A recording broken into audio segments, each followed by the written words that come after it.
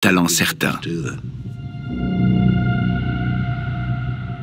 Nous savons que ces assassinats n'avaient pas pour but le vol, ni la vengeance. Ce n'était pas l'appât du gain, ni la jalousie, ni l'ébriété. Ces mutilations étaient purement motivées par la satisfaction qu'elles lui procuraient. Les mutilations se sont intensifiées au fil de la série de meurtres. Trop peu nombreuses au départ, elles n'ont pas suffi à lui procurer l'excitation qu'il recherchait. Il les commettait uniquement pour son excitation sexuelle. Et ce motif, cette perspective mentale, n'avait encore jamais été observée auparavant. Dans son rapport, Bond donnait aussi son opinion sur le caractère du tueur. Un homme calme, respecté, certainement bien habillé. Il parlait aussi de ses conditions de vie. Il disposait certainement au minimum d'une chambre où il pouvait rentrer se laver. Bond mentionnait aussi ses revenus, certainement une pension ou une rente. Il disait qu'il devait vivre avec sa famille qui lui servait d'écran. À l'époque, beaucoup de gens pensaient que Jack l'Éventreur devait être un fou qui arpentait les rues, l'écume aux lèvres et l'air dérangé, dans un état second. Mais les femmes de la nuit sont malines. Elles ont appris à fuir ce genre d'individu.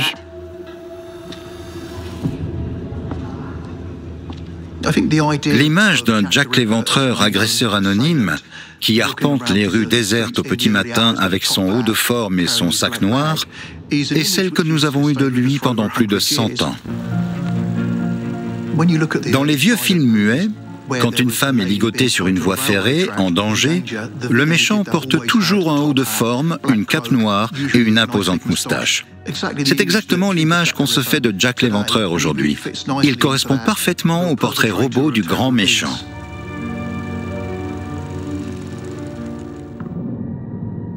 L'histoire du sac noir nous provient d'un homme qui avait été vu près du lieu de l'assassinat d'Elizabeth Stride.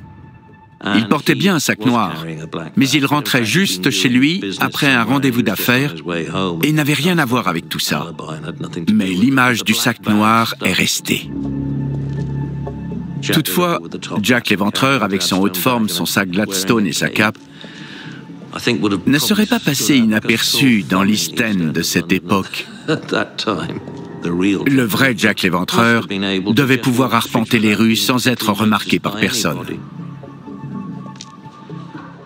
Autre détail d'importance, il y avait dans le quartier beaucoup d'abattoirs et il était courant de croiser des gens aux vêtements couverts de sang dans la rue au petit matin. Juste après l'assassinat de Mary Kelly, quelque chose d'inhabituel s'est produit. De nombreux jours se sont écoulés et les assassinats ont cessé. Pourquoi a-t-il arrêté de tuer? Les mutilations atroces qu'il a faites subir à Mary ont-elles étanché sa soif de sang? Quelque chose a dû arriver à l'assassin. Est-il mort? Est-il parti en vacances ou à l'étranger? A-t-il été arrêté pour un autre crime? Certains ont émis l'hypothèse qu'il puisse être en très mauvaise santé. D'autres pensaient qu'il pouvait s'agir d'un marin qui commettait ses assassinats et reprenait la mer dans la foulée. Ce serait quasiment une manière parfaite de commettre un meurtre. Et il y a aussi la théorie de l'asile psychiatrique. Il a pu être interné, ce qui aurait de fait mis fin au meurtre.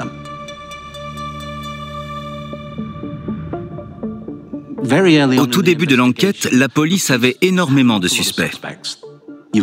Des hommes se faisaient embarquer et traîner au poste en permanence. La moindre personne au comportement un peu suspect ou qui ressemblait vaguement à quelqu'un qui aurait été vu par un témoin était priée de se justifier. Au fil des ans, de nombreuses personnes bien motivées ont mené leurs propres recherches et désigné leurs suspects. Et certains de ces suspects étaient parfois sérieux. Il y avait dans les fichiers de la police un suspect du nom de Montagu John Druitt. Druitt était barman à South London, mais il était aussi enseignant. En novembre 1888, il avait été renvoyé. On a retrouvé son corps flottant dans la Tamise au dernier jour de 1888. Quand les meurtres de l'éventreur ont cessé, la police a pensé qu'il avait pu se suicider. Elle s'est donc intéressée à tous les suicides ayant eu lieu juste après le meurtre de Mary Kelly. Et le suicide de Montagu John Druitt les a particulièrement intéressés. D'après les rapports de police, sa propre famille pensait qu'il était le meurtrier. Son frère a témoigné qu'il était parfois instable psychologiquement. Il avait laissé une note « Je deviens fou, mieux vaut mourir ». Mais rien ne prouve que Druitt se soit rendu à Whitechapel, et encore moins qu'il ait vu une des femmes les nuits des meurtres. Tous ces doutes reposent sur le fait qu'il a été retrouvé mort dans la Tamise à la fin de cette année.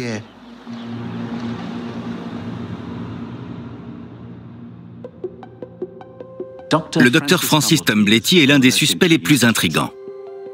Il est le seul à avoir été arrêté pour ces meurtres juste avant que Mary Kelly ne soit tuée. Il était américain et il a profité de sa libération sous caution pour s'enfuir vers les États-Unis.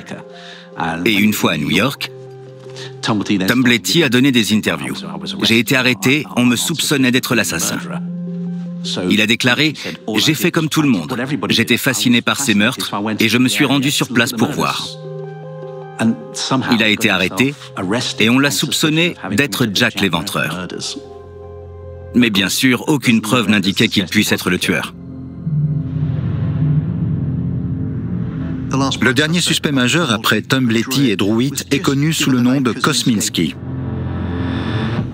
Le nom Kosminski provient des fichiers de la police. Il y est décrit comme un juif polonais placé en asile psychiatrique. On ignore qui était ce Kosminski, mais des recherches assez extensives ont été effectuées dans les archives des instituts psychiatriques pour trouver un Kosminski. Et le seul homme qu'on ait retrouvé est un certain Aaron Kosminski. Aaron Kosminski vivait à Whitechapel. C'était un jeune juif polonais. Mais il n'a été interné qu'en 1891. Il était toujours en liberté dans Whitechapel 3 ans après la mort de Mary Kelly. Ça ne colle pas vraiment avec l'idée que le suspect aurait été soustrait à la circulation publique peu après le dernier assassinat. Sir Robert Anderson et l'inspecteur en chef Donald Sutherland Swanson, deux des plus hauts gradés de cette affaire, pensaient tous les deux qu'un homme du nom de Kosminski était l'assassin. Anderson et Swanson connaissaient toutes les preuves contre tous les suspects. S'ils pensaient que les preuves contre Kosminski étaient plus solides que celles contre les autres, cela faisait de lui l'un des principaux suspects. Le seul problème, c'est qu'on ne peut pas affirmer avec certitude qu'Aaron Kosminski est bien le Kosminski auquel il pensait.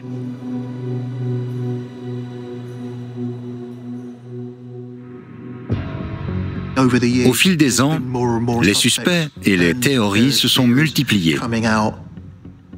Dans From Hell, le film avec Johnny Depp, ainsi que dans la série télé de 1988 avec Michael Caine, les deux plus célèbres œuvres de fiction dépeignant l'éventreur, le coupable était Sir William Gull.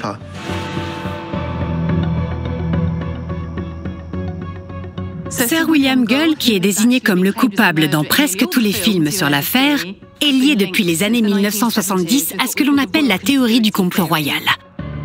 D'après cette théorie, le petit-fils de la reine Victoria, le prince Albert Victor, avait une relation avec une prostituée de l'Est avec laquelle il aurait eu une fille, Alice. Alice avait une nourrice, Mary Jane Kelly. Et Mary Jane avait 4 amies, Polly Nichols, Annie Chapman, Elizabeth Stride et Catherine Eddowes. Ensemble, elles auraient fait chanter la couronne à propos de ce bébé caché. Le médecin royal, Sir William Gull, aurait donc été chargé de les retrouver et de les tuer afin de garder le secret pour toujours. Le problème est que Sir William Gull avait souffert d'une attaque en 1887. Il était donc incapable d'arpenter Whitechapel pour y commettre ses assassinats et ses mutilations. Sir William n'a jamais été suspecté à l'époque. Son nom n'apparaît dans aucun rapport, ni dans aucun journal ou autre document de l'époque. Rien. Mais bien que cette théorie ait été démontée, elle persiste dans nos inconscients. Les gens sont prêts à accuser quiconque a vécu à cette époque. Beaucoup ont été accusés sans preuve. Il n'existe que très peu de documents sur cette affaire. Les meurtres de Jack l'Éventreur, comme on continue de les appeler, n'ont eu lieu qu'à l'automne 1888. 5 victimes mortelles en quelques semaines. Mais il existe aussi un rapport de police appelé Meurtre à Whitechapel qui s'étend de 1888 à la fin 1891 et qui fait état de bien plus de 5 victimes. On ne sait pas si certaines de ces autres victimes assassinées à Whitechapel ont elles aussi pu l'être de la main de Jack l'Éventreur.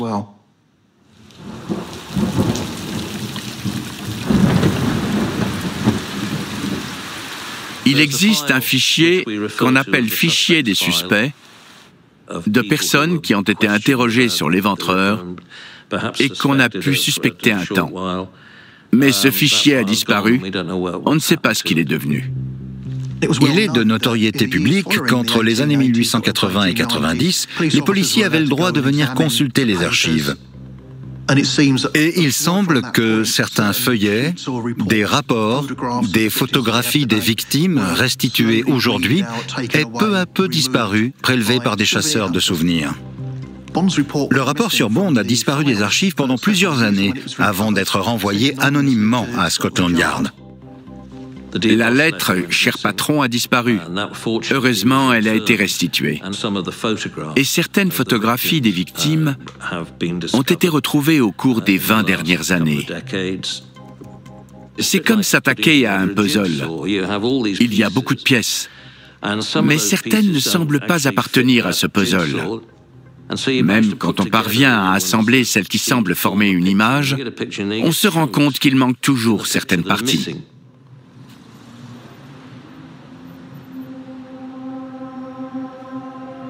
En tant qu'historienne du crime, c'est très frustrant de ne pas connaître le coupable. Et surtout de ne pas pouvoir résoudre ces assassinats pour les familles et les descendants des victimes qui existent toujours. Plus on se plonge dans l'enquête, et plus on découvre de détails. L'histoire évolue, se développe, prend de nouveaux aspects et directions, et s'engage sur des voies qu'on n'aurait jamais imaginées. Évidemment qu'on aimerait savoir qui était Jack l'Éventreur. Ce serait formidable de pouvoir mettre fin à ce mystère. On aimerait surtout recueillir la moindre information nouvelle, obtenir de nouveaux éléments. Les gens disposent peut-être de documents dans leur maison, dans leur cave. Je pense qu'il existe quelque part un élément nouveau qui pourrait faire progresser l'enquête, voire la résoudre. Peut-être qu'un jour, quelqu'un ouvrira une malle ou une boîte et y trouvera la preuve qui démasquera Jack l'Éventreur. Mais en attendant, le mystère perdure.